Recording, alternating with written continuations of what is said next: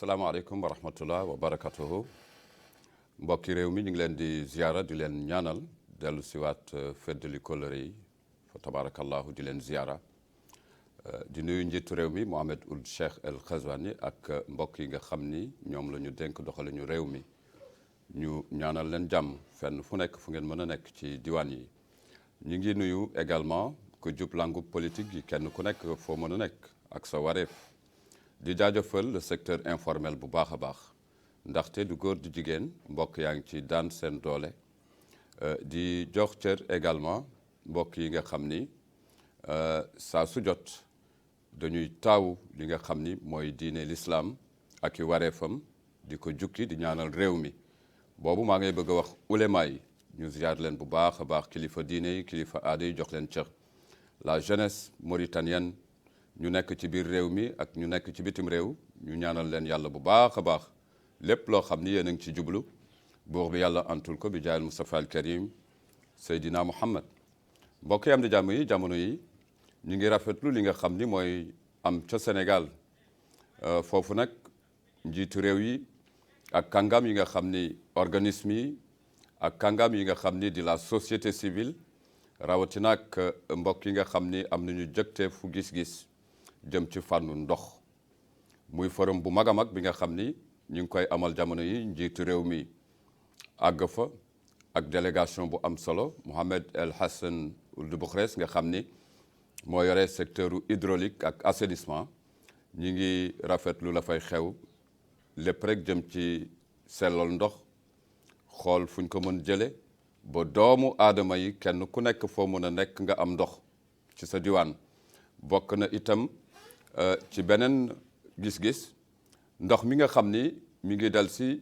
di faagaagal dëkkuwaay yi jamonoy nawet ak géej yi ci yenn ci changement climatique yi dañ koy faral di nemmeeku yooyu yëpp ay jógteef la ngir rek réewu Afrique yi mën a dem ci benn mode résilience boo xam ni bi ànd ak yelleefu doomu aadama ku ne ndox rek nga xam ni moo ñuy teeru suñuy gane si àddina waaye itam moo ñuy gunge ca ba nu ñuy làqu ndox ànd ak ñun dëkk ak ñun di ñaan rek lépp loo xam ni jukki nañ ko ci fànnu ndox mu antu foofu ca Ndakaaru Njaay di leen ziara mbokk yi am di jàmm yi tey nag seen émission pencum askan wi dafa laal ay ndaw yu am solo yi nga xam ni naam jànkoonteeg ay jafe-jafe ay tolof-tolof ku ne gis na àddina bi fu mu toll jafe-jafe yi pandémie bi ak yenn ci moomeel yi nga xam ni ay mbokk defoon nañ ni ñoo ko téye taawu ko fekk buur bi yàlla moo ko moom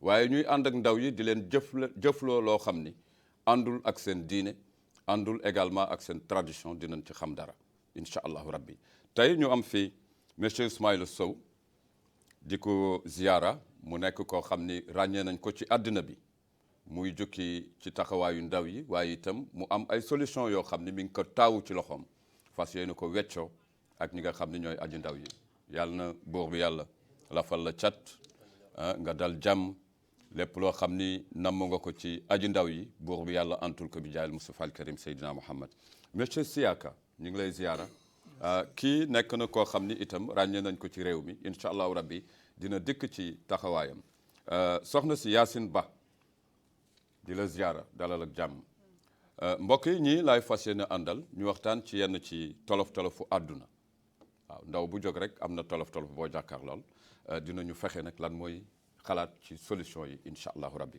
Ismaïla Sow asalaamaaleykum wa rahmatullah wa barakatuh. waaleykum salaam wa rahmatullah. ñu ngi lay ziara nga nuyu mbokk yi. maa lay ziar sama grand Idriss Wade.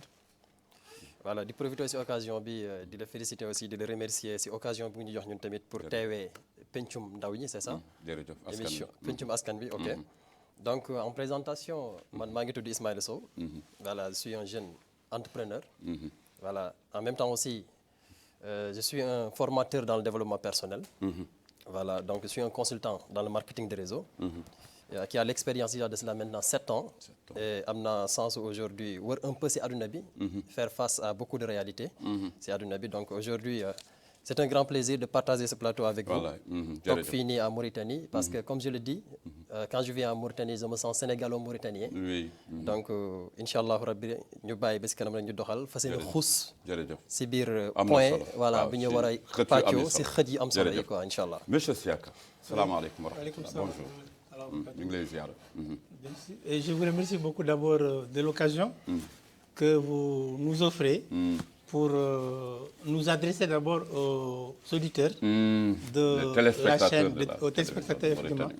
Et je me présente d'abord, je devais me présenter d'abord, c'est Siaka Soumaré, je suis professeur. Je suis également membre de ce qu'on appelle le Centre interdisciplinaire sur les droits culturels. Donc actuellement, nous, je dois surtout présenter un thème sur la jeunesse. Et la jeunesse et ses difficultés. Donc, vous savez que la jeunesse africaine rencontre énormément de difficultés aujourd'hui. Donc, c'est pourquoi on s'est réunis ici, donc à trois. Ismaël va parler un peu des solutions. Et moi, je vais essayer de voir les problèmes.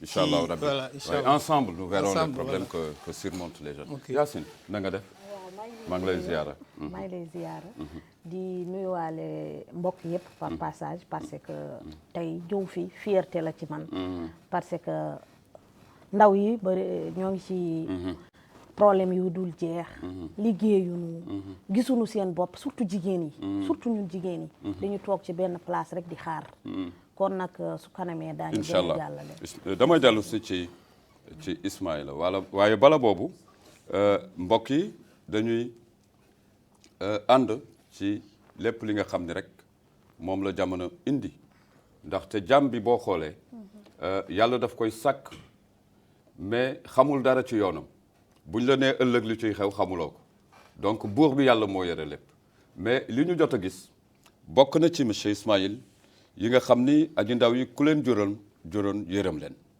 waaw kooku woykat bu mag moo ko wax boobu ma ngay gis yërmaane bi nga xam ni mooy tolof àddina ak yërmaane bi nga xam ni amaana mooy dellu si ci waajur yi keroog ba nga xamee ni am yaakaar seen njaboot te amuñu ci benn retour ndax ay difficulté àddina tey ji nga nekk wax nga ko léegi nga nekk un jeune wër ci réew yi xam lu fa xew boo toogee tey ci réew mi fas yéene ñu jukkal yenn ci jafe-jafe ndaw yi nga xam ni constaté nga ko lan nga ñu jukkil.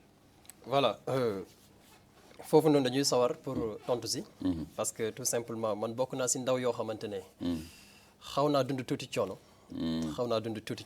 sama jeunesse. mën naa wax ni lépp a metti naka la sama jaaral jeunesse ñu si. oui lu metti parce que bokk naa si ndaw yoo xam ne teel nañoo ñàkk seen waajur bu góor. voilà loolu moo andi ñu bokk dëkk yu ñu dëkk. mooy Richard Toll Gale. fa laa yaroo. fa laa màggee si biir Waalo. j'ai fait 18 ans foofu. fa laa jàngee daara fa laa jàngee école. mais dund naa fa lu metti loo xam ne su ma toogee di ko wax tey peut-être ay rangoñ dina tuuru. mais nag c'était une formation daf ma formé quoi loolu daf ma tàggat ba tax damay toog ak samay morom ni may gisee ak ñoom ni ñuy gisee day am. parce que am nga expérience. très bien day am différence. alors xam nga tey bu ko tëb de. mayuma la nga tëb ko de. oui parce que boo ko tënkee. bokk naa lan ngay wax ni dund nga lu metti. dund naa lu metti supposons aujourd'hui bokk na si lu metti li ma doon dund. que dama doon jógee fi ma doon jàngee pour fi ma doon jógee pour dem jàngee. dama doon dox 7 kilomètres. 7 kilomètres. oui. damay dox 7 kilomètres 7 heures. pour egg 8 heures. maanaam damay yeewu 6 heures du matin. dox pour egg fu may jàngi jee. 7 kilomètres. wàcc doxaat 7 kilomètres ñibbi. doxaat encore 7 kilomètres gont. doxaat encore 7 kilomètres pour ñibbi. chaque jour. ay 14 kilomètres. des fois ma ñibbi si. ma ñëw duñ ma may temps de repos ñu ne ma demal tool ma dem tool bay. waaye dem tool bay wala dem uti ñax wala affaire yu mel noonu pour ñëw. jaar nga ci ndongo daara. jaar naa si ndongo daara. taalibe jaar naa si ndongo daara. jàng naa Richard Toll Kër Thierno Mama. voilà donc fa laa jàngee alxuraan. mais c'était pas facile. de manière générale. c'était pas facile c'était très difficile. d'accord. voilà mais bi ma yàlla mayee ma màgg tuuti. am xel. yàlla def ma nekk nit ku sopp di gëstu di dox. voilà mais après dama gis ne àdduna. neexul ba neexul mais ndaw a ko yor quoi. ndaw moo yor àdduna waaye da ngay ñëw tey exemple Afrique. comprendre nuñ loolu. mais tey bu la yàlla génne woon tuuti nga dem sur le continent asiatique. là di nga comprendre ne ndaw. moo yor àdduna parce que man yàlla def na dem naa Dubaï dem naa Malaisie. mais boo demee foofu sama première expérience au Malaisie bi ma duggee Malaisie. dama ñëw dugg si benn boutique ma ñëw fekk ay xale yu am 11 ans di defar ay montres. ma taxaw di leen fukki seetaan at ak benn fukki at ak benn di defar ay montre ma taxaw di leen xool ma ne waa mais ñun 11 ans suñu dëkk ñu ngi naan par force demal école par force demal jàngi wala ñu ngi lay tënk si ay affaires yoo xamante ne yow doo comprendre après lan mooy doon suite bi quoi vous comprenez donc là bi ma jógee foofu ñibbisiwaat je me suis dit attends mais pourquoi pas vraiment penser comme un peu les occidentaux pourquoi mënuñu penser un peu comme les asiatiques xalaat comme asiatique comme ñoom pour évoluer pour changer lu tax tey suñuy parents fii nii dañuy jàpp ñun jeune dañu tënk tout simplement demal jàngi wàccal amal diplôme demal université ñëwaatal nekk chômage est-ce que pourquoi metti na xam nga metti na donc il y a beaucoup de solutions yoo xamante ne tey mën nañ si xuus pour changer un peu gisee ni ñuy gisee quoi adduna bi surtout nous en Afrique mais gëstu nga lu tax am fukki at ak benn di defar montre lan moo tax ñoom ñu arrivé à xam nga dama nekk nit ko sopp ma poser question Malaisie boo fa demee di nga fa fekk ay pël waaye boo demee di nga fa fekk ay pël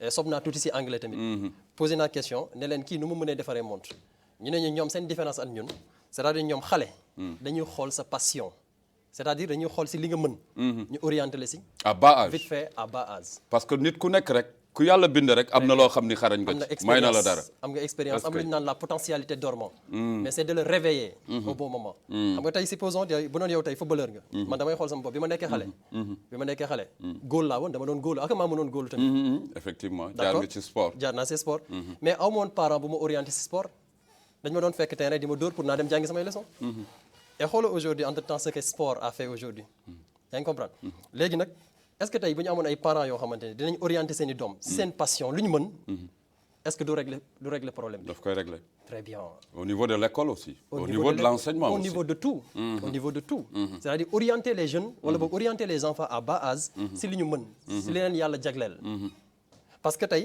doo fekk Ismaïla moom li mu xam mooy bay ba pare nga ne ko kaay jàngale déedéet mënul ne xam nga du sotti mënul ne très bien donc man mbay mooy sama profession mbay laa xam mbay laa bëgg depuis bas âge dañ ma orienté si mbay tey bu ñu doon tey dañu doon changer un peu système bi si école yeeg si loolu ñu xool tey exemple à l'école dañuy jàngal nit ñi il y a beaucoup d'étudiants sortants ainsi de suite mais après ñoom ñëpp dañuy toog nekk à la quête d'emploi di chercher fan la ñuy dem parce que secteur bi ñu qualifié day fekk secteur boobu noonu amul si dëkk bi amul si dëkk bi waaw ce qui va créer après le chômage ce qui va créer après la précarité. Ce qui va créer après beaucoup de problèmes. Là, il y a une question de choix. Très bien. Manque de choix. Il y a un manque de choix. Et que choix dafa war génne ci naturel. Très bien. Effectivement. Parce que lu yàlla def si yow la. lu yàlla def si yow la. man maa ngi nii bi ma jàngee ba war a def terminal. def naa terminal ba mu des 4 mois pour mu def examen yaakaar naa. mais après dama toog di natt sama bopp ma ne man difficulté yu may gis si université yi. damay dem dund ko. je suis plus fort que ça. J'ai décidé de ne pas faire les examens.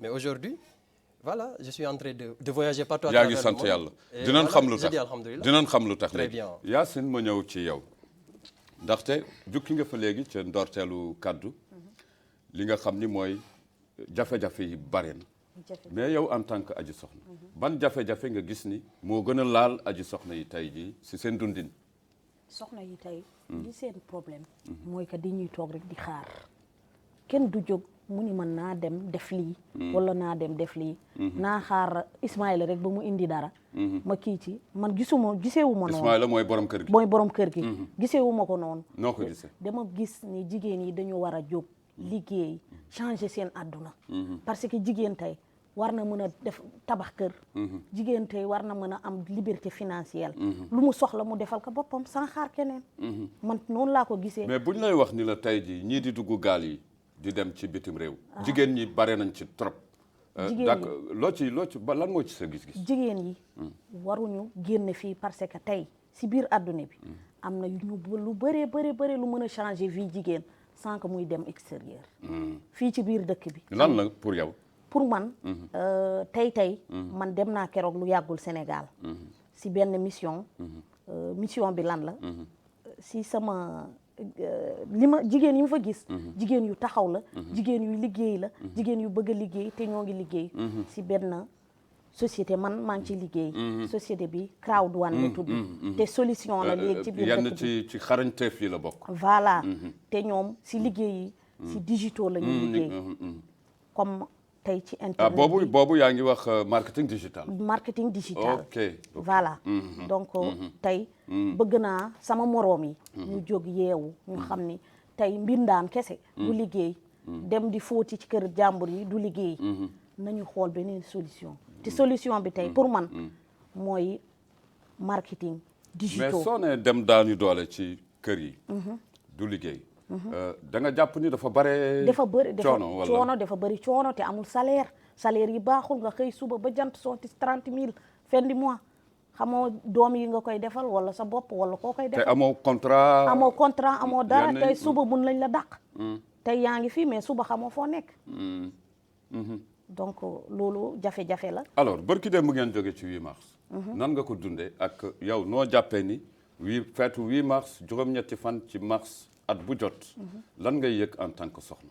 en tant que soxna yëg naa fierté yëg naa ni ñun jigéen yi dañu war a changer war a liggéey war a gën a mën a jàppale sunu doom yi surtout sunu ndaw yi tey duñu basé wu ci borom kër rek ci sunuy xale dañu war ñun tamit ñu am capacité mun a defal dara sunu doom yi su ma xëyee tey du ma xaar sama nijaay jox ma wala sama kii wala sama kii man maa war a jóg di nemmeeku samay xale di leen defal lu ñu bëgg te loolu lu koy joxe mooy que ñu liggéey ñu changer ci encouragement bi ñu nekk.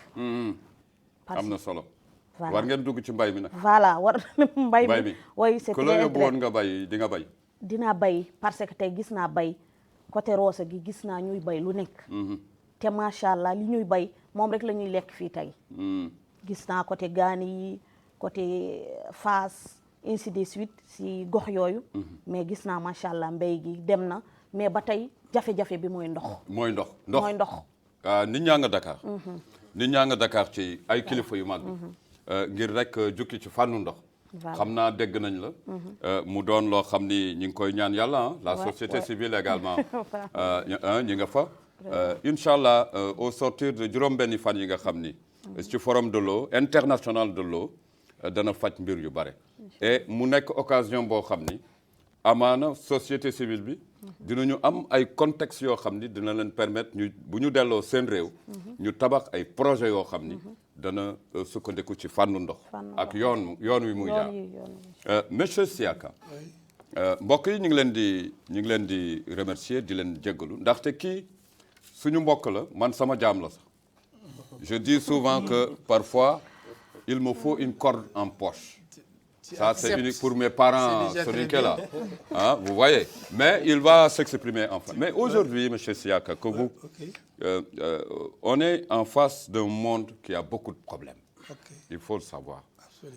Le voyage clandestin, vous voyez, les changements climatiques, le chômage des jeunes. Et cela mérite une résilience quand même. Si vous me parlez des difficultés du monde, surtout les difficultés qui concernent les jeunes. Ce sont lesquels? Alors, parmi ces difficultés, c'est surtout le chômage. Et ce chômage, je pense qu'il faut d'abord essayer de cerner les problèmes depuis la base. Parce que la courbe démographique, quand vous regardez un peu, nos pays connaissent aujourd'hui ce qu'on appelle une explosion démographique. Ça, c'est le dénominateur commun à tous les États pauvres du Sud. Donc, on est en situation d'explosion démographique, alors que nos États ne sont pas préparés à prendre, en tout cas, des mesures idoines pour faire face, en tout cas, à cet afflux massif, tout simplement, de jeunes sur le marché. Donc, parce que, oui, absolument, parce qu'ils sont dépassés. Donc, actuellement, moi, je crois ils sont complètement dépassés par cette explosion démographique. Alors, ça, c'est un problème déjà. Parce que l'explosion démographique, c'est un problème. Et parmi les autres... Maintenant, ces problèmes engendrent également d'autres problèmes. Cela veut dire... Oui, mais je ne vous coupe pas, mais c'est un phénomène que nous aussi, on constate. Hein, parce que nous, par exemple, on a une habitude qu'il faut oublier. Chacun se contente de lui-même. Hein? Je peux même arriver à comprendre que je suis seul dans le monde. Alors que chaque minute, il y a des hommes qui naissent hein, et que les choses deviennent vastes. Hein, et que ça, il faut prendre ça, comme vous le dites, c'est l'évolution démographique. Donc voilà, je parlais un peu de chômage. Et tant que les États, comme je l'ai dit, n'arrivent pas à trouver en tout cas des solutions, cela peut nous conduire quand même à des phénomènes comme la délinquance juvénile. Délinquance juvénile. Qui, d'ailleurs, à Nouakchott, on les remarque. Pratiquement, chaque jour, on tue ici, chaque jour, on agresse par là, chaque jour, on fait ceci par-ci, par-là. C'est comme si même nos forces de l'ordre sont complètement dépassées. Parce que, vous savez, dans certains pays, on essaie de faire ce qu'on appelle des planifications. Oui. Donc, on se dit, par exemple, que dans telle année, il y aura tel nombre, par exemple, de jeunes. Ah oui, même chez Et nous. en fonction de... Non, Même mais chez chez nous, nous, hein. attention. Oui, Chez oui, nous, oui. peut-être on le fait, Chez nous. mais pas de manière scientifique comme ça se fait ailleurs. Je peux vous parler, par exemple, d'une petite histoire d'un ami. Vous savez, il était à Lille. Il s'appelle... enfin, je ne dirai pas son nom. Il était parti à la mairie. C'était pour demander à être un taximan. Vous savez qu'ici, pour être taximan, vous n'avez pas besoin de faire demande. Vous achetez votre taxi, vous payez la quittance et tout simplement. En tout cas, le taxi est là et vous rentrez dans la circulation, donc sans qu'on ne vous identifie. Alors que lui, les cas des jeunes dont je suis en train de parler maintenant, celui-là, quand il est parti à Lille, il voulait être taximan. Pour lui, c'était comme ici en Mauritanie. Qu'est-ce qu'on lui a dit? On lui a dit d'abord de revenir dans 2 ou 3 jours. Le temps, bien sûr, de voir un peu le planning, de voir un peu l'évolution aussi du transport au niveau du taximan. Alors, qu'est-ce que le 3e jour, quand il est venu pour répondre, on lui a dit, monsieur, vous ne pouvez avoir un taxi dans cette ville que au bout de 3 ans. C'est la vérité, c'est bien planifié. Il y a des procédures. Oui, parce qu'on sait que la pression, la croissance démographique est de temps. Donc, on a fait des calculs de projection. On s'est dit que c'est dans 3 ans qu'il faudra que la ville aura besoin d'un autre taxi. Donc, vous voyez, donc, nous, par exemple, on n'a pas cette façon de voir les choses. Chacun vient seulement, il peut payer 50 taxis dans ce coup. Voilà. Effectivement. Donc mbokk yi dégg ngeen prox ndoll la ñu joxe parce que boo leen xoolee bu ñuy jukki li nga xam ni monsieur Siaka wax na ko nee na mbokk mi ak réew yi nga xam ni nañu jàpp ni dañuy màgg te ni ñuy màggee doomu aadama yi dañuy fa tabarakallahu dañuy yokku donc gis-gis yi war a yokku mën-mën yi également war a yokku parce que loolu aussi nañ koy saytu ñi ngi koy saytu ci réew mi loolu moom xam naa ko ak mandarga yu am solo mais monsieur Ismaïla dégg nga li nga xam ni mbokk mi Siaka wax na ko lu ñuy gën a jooy mbindeef yi di gën a yokku muy gën a jur ay difficultés yi résilience la ñu nekk di wut yan naka la ñu war a def pour ak yoon yi nga xam ni aji ndaw yi war nañ ko war a jël pour jël en compte li nga xam ni mooy seen dund ak xam fu ñu jëm ak espoir aussi. Très bien Mr Wade donc là damay rebondir tout simplement un peu si perspective bi Siaka ubbi si côté boobu. parce que tey toll nañ sa jamono boo xamante ne vraiment y a des défis démographiques et économiques pour cette jeunesse bu nekk fii nii. parce que tey nous sommes au 21e siècle mais il y a toujours le problème d'emploi qui est là. Ah oui, difficulté. Ce problème d'emploi, elle est là et elle ne cesse de grandir. Day yokk rek. Alors, léegi aujourd'hui, est-ce que vraiment nos différents États, ils sont en train vraiment de réfléchir pour, comme ni ma waxee, planifier un peu à l'horizon 2030, à l'horizon 2050, pour tout simplement faire face à ce défi-là, ok, pour ne pas vraiment di dund toujours ces mêmes challenges, ces mêmes problèmes.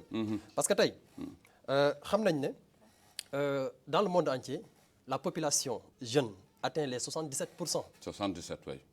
Oui. Atteint les 77%. bëri na mais regarde sur ces 77%, mën nañu wax ne tous les 60% ont le moyen d'âge de 18 à 24 ans. À 20 ans. Et c'est ce qu'on appelle l'espoir. Cette jeunesse-là, cette jeunesse flexible, c'est ce qu'on appelle l'espoir de son pays. Mais tey imaginez que chaque année, il y a plus de 30 millions de jeunes qui se déversent sur le marché de l'emploi. Sur le marché de l'emploi. Mais comment canaliser cette jeunesse-là? Est-ce qu'on pourra créer des solutions à travers ce défi d'ici l'horizon 2050? Est-ce qu'on pourra vraiment je sais pas, créer de l'emploi, wala boog est-ce que dinañ mën a canaliser les 80% de cette jeunesse qui se déverse sur le marché de l'emploi. Yaa ngi comprendre. Xam nañ ne c'est pas facile parce que aujourd'hui il y a un écart entre l'offre et la demande. Il y a un écart. Il y a un écart entre l'offre écart bu mag la. et la demande. Mais est-ce qu'aujourd'hui, nos États, nos dirigeants, ñu ngi faire face un peu à cette réalité-là, à l'offre. Est-ce que ñu ngi xool? Parce que Afrique da ngay ñëw xool aujourd'hui, man je suis directeur ici, je suis maire là-bas, je suis député là-bas, j'occupe pratiquement beaucoup de postes. Mais nag loolu nag daf ñu faagaagal. Alors qu'il y a des jeunes. On aspire toujours au poste de qualité, directeur, ingénieur. C'est ce que les gens alors disent. que l'emploi est informel, hein, il est en bas. Là. Oui, j'ai appris quelque part qu'aujourd'hui, quand on dit une personne, comment on appelle, Madame Nit bu jàngul tey, illettré, n'est-ce pas? Oui. Nit ku jàngul, ce n'est plus savoir lire et écrire, mais c'est de ne pas connecter au monde. Si aujourd'hui la personne est connectée au monde, il peut tout avoir. Il peut tout avoir. Oui. Parce que je connais des personnes qui n'ont comment jamais... on se connecte au monde? Oui, il y a quelqu'un qui a son portable chez lui et il est connecté. Hein? Est-ce que c'est ça? Ou bien il y a autre chose? Oui, l'interconnexion mondiale. L'interconnexion mondiale. Quand on parle de l'interconnexion mondiale. Oui, j'ai compris le mondialisme. Très bien. Quand on parle de l'interconnexion mondiale. Ñaari côté, mondialisme, les gens, les consommateurs et les producteurs. Très bien. Tu sais, aujourd'hui, moi je me dis, il y a des gens qui passent tout leur temps, étant pauvres, à enrichir les riches qui sont déjà riches. Ah oui? Inconsciemment. Ah oui? Comment? Très bien. Je te donne l'exemple aujourd'hui de WhatsApp et Facebook. Oui. WhatsApp et Facebook, c'est des applications créées par un jeune de 28 ans qu'on appelle Mark Zuckerberg. En 2005, lorsqu'il lançait Facebook, il était informaticien. Il était informaticien. C'est-à-dire l'idée est venue et puis il a pensé, il a appelé ses amis, j'ai une idée, je veux qu'on l'exploite. Pour te montrer tout simplement que toujours il y a des gens, bon, une de ces propositions, il y a des gens qui acceptent, il y a d'autres qui refusent. Qui refusent. Il était 11 au départ, tout le monde a refusé sauf 2. Aujourd'hui, Mark, il est classé au 4e rang mondial. 4e rang mondial. Étant la personne la plus riche au monde. Entre 2005 et aujourd'hui. Peut-être, il y a un gars que tu connais ici quelque part qui travaille depuis 1985 jusqu'à présent et il vit toujours les mêmes problèmes. Les mêmes conditions.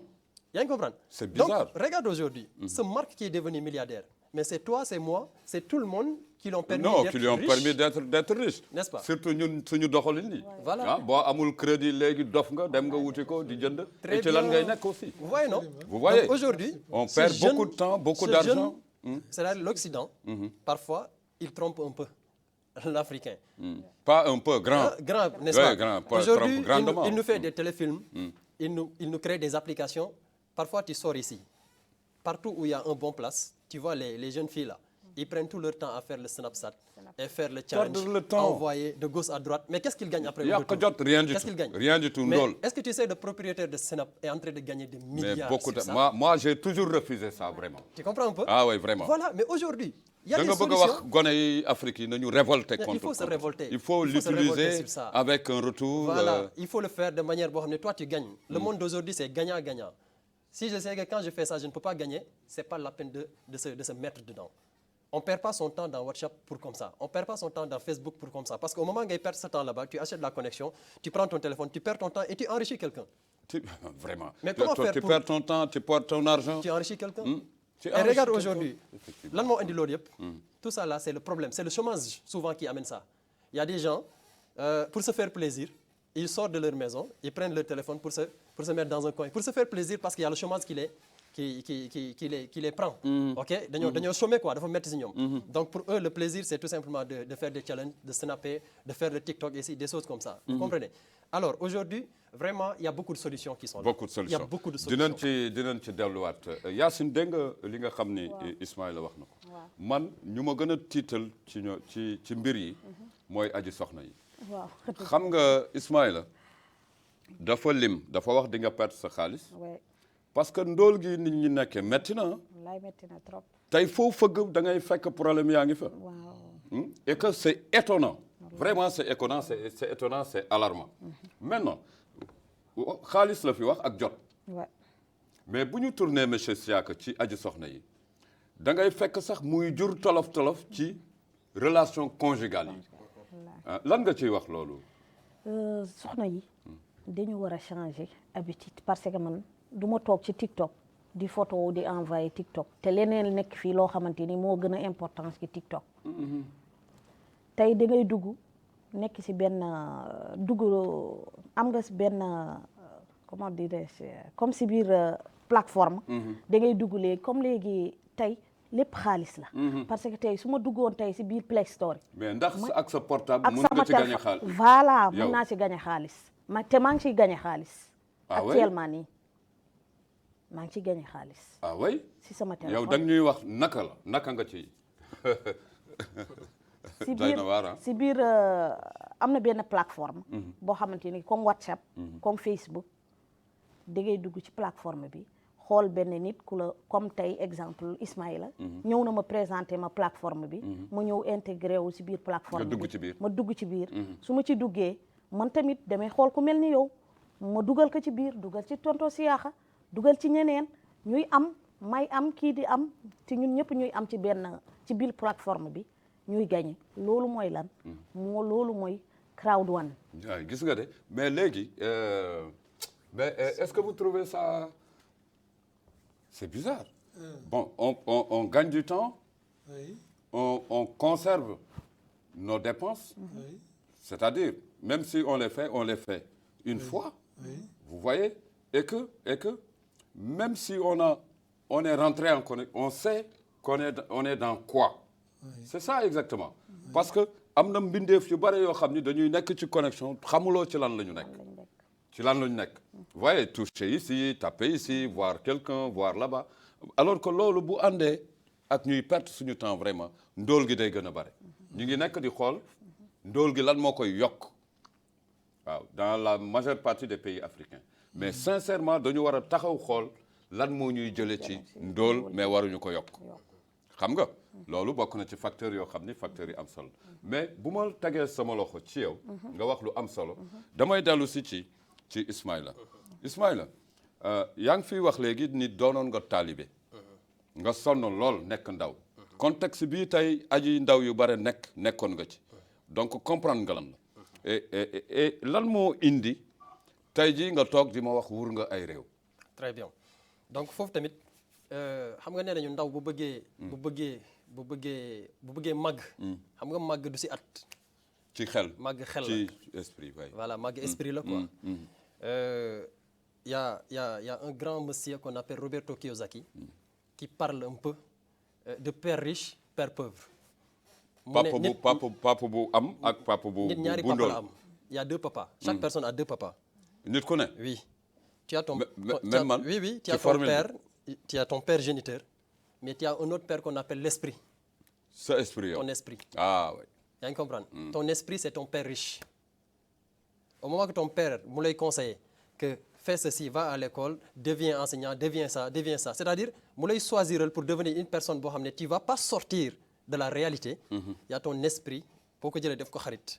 dina la orienter dans beaucoup de choses. Tu prends la relève. Très bien. Moi, dama nekk un jeune qui a décidé d'écouter mon père riche très tôt. Ton esprit. Oui. C'est le développement personnel, Ouais, ça. parce que un jeune doit toujours faire ce qu'on appelle le changement de paradigme. Paradigme. Il faut changer le paradigme.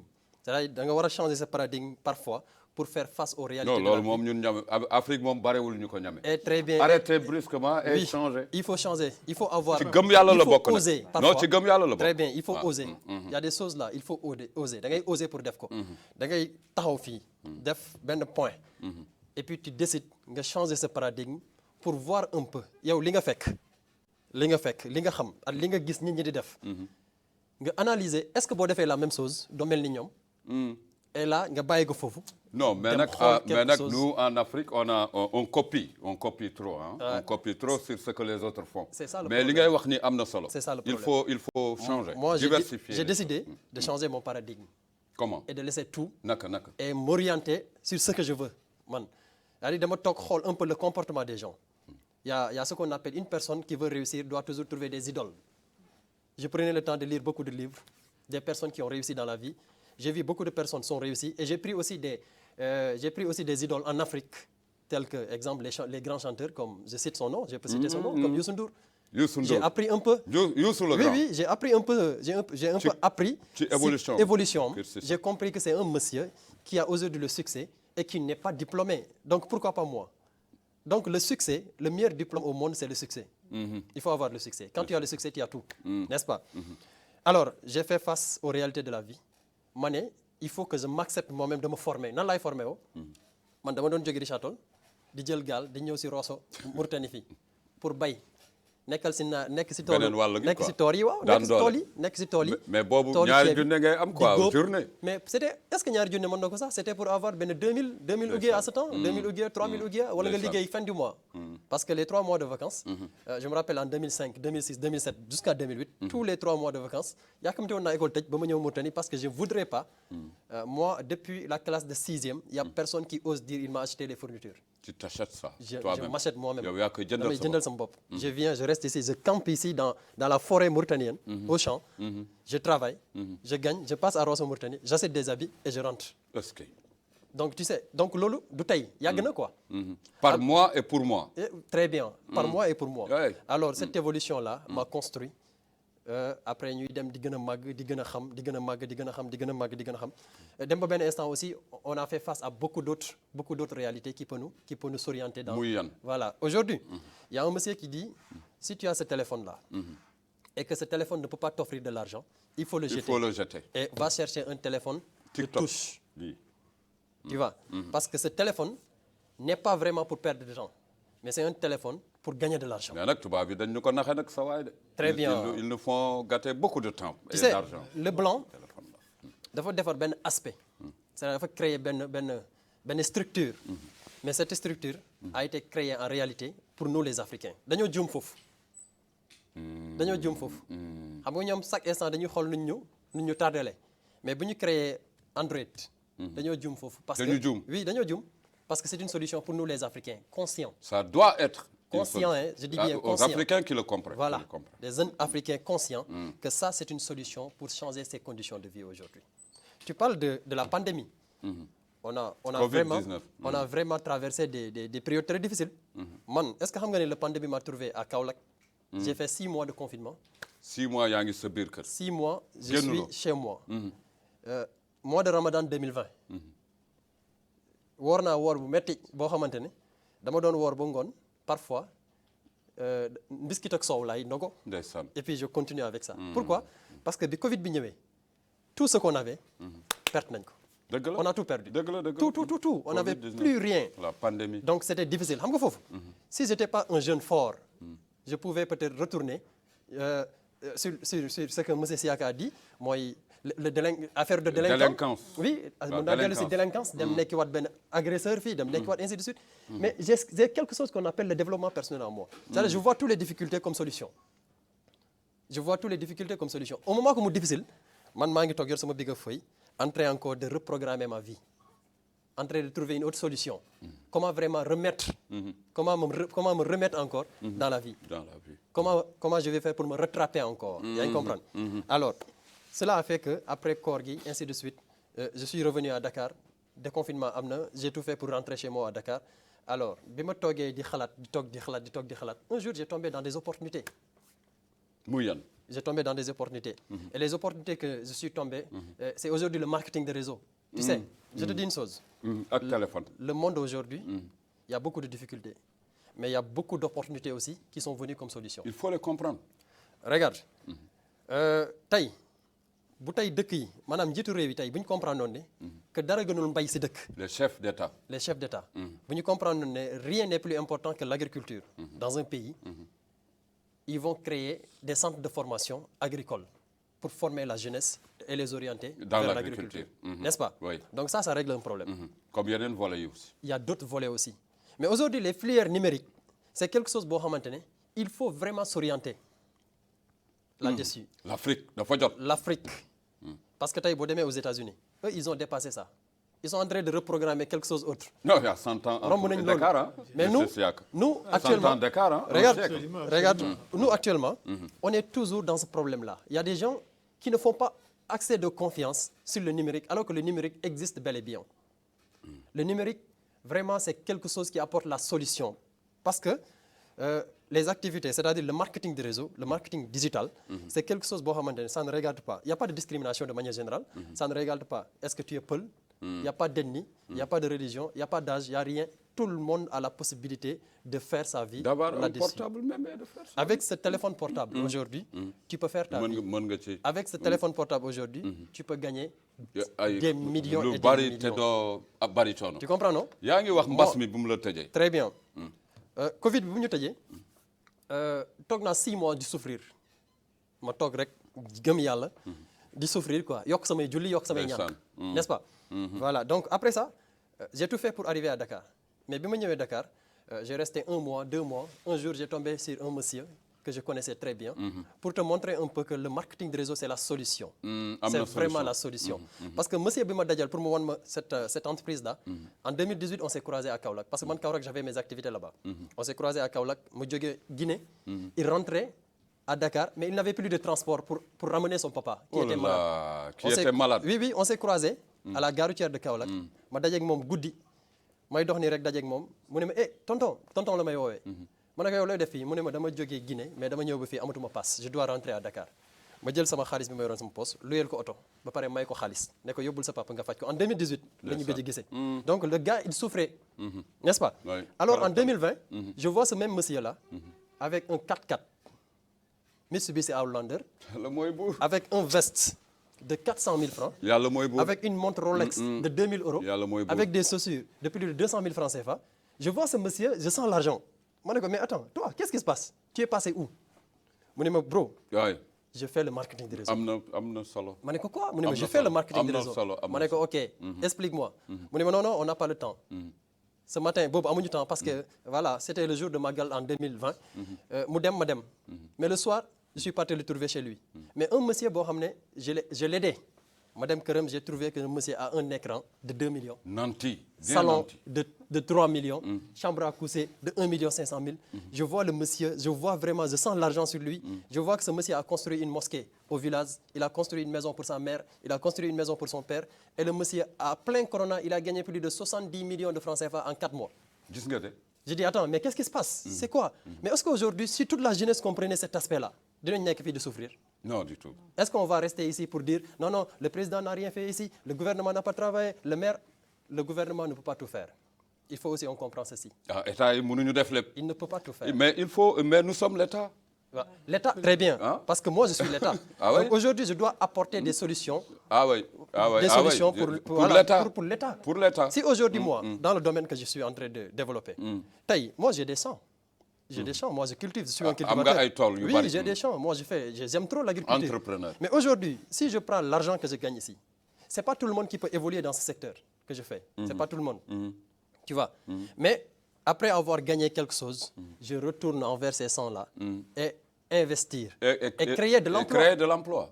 Mais est-ce que l'argent que je prends pour investir dans les champs, c'est l'État qui m'a donné ça? Non du tout, non du tout. C'est parce que j'ai travaillé, c'est mon esprit. C'est ton esprit. C'est mon esprit de C'est ton développement esprit. qui m'a donné ça. Yacine dégg nga li Ismaïla wax gëm nga ko. gëm naa ko gëm naa ko Naka? gëm naa ko parce que man si sama bopp maa ngi ci biir opportunité bi maa ngi ci liggéey di ci gagné xaalis sans diplôme. bi nga ci duggee. bala nga ciy dugg ak bi nga ci duggee. seetlu nga ci wuute. waa am na wuute bu bëri parce que boobu temps du ma communiquer sax du ma wax ak ay nit sax parce que nekkuma woon mais tey ku ma gis damaa wax ak moom à cause de lii. est-ce que.